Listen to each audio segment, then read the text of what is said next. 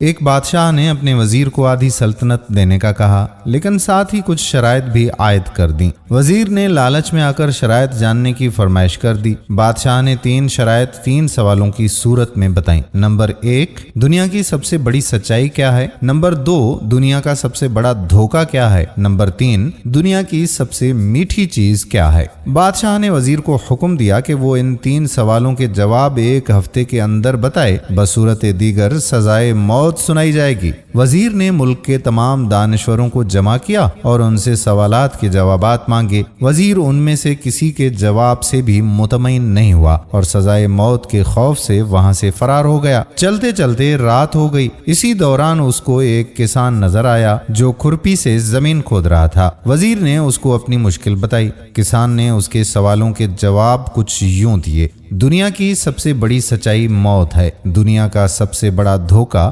زندگی ہے۔ تیسرے سوال کا جواب بتانے سے پہلے کسان نے کہا کہ اگر میں تمہارے سارے سوالوں کا جواب بتا دوں تو مجھے کیا ملے گا؟ سلطنت تو تمہارے ہاتھ آ جائے گی۔ یہ سن کر وزیر نے اسے 20 گھوڑوں اور استنبول کا داروغہ بنانے کی پیشکش کر دی۔ کسان نے اسے مسترد کر دیا۔ وزیر نے سوچا کہ یہ تو آدھی سلطنت کا خواب دیکھ رہا ہے۔ اب وزیر جانے لگا۔ کسان بولا کہ اگر بھاگ جاؤ گے تو ساری زندگی بھاگتے رہو گے اور بادشاہ کے بندے تمہارا پیچھا کرتے رہیں گے، اور اگر پلٹو گے تو جان سے مارے جاؤ گے۔ یہ سن کر وزیر رک گیا اور اسے آدھی سلطنت کی پیشکش کر دی۔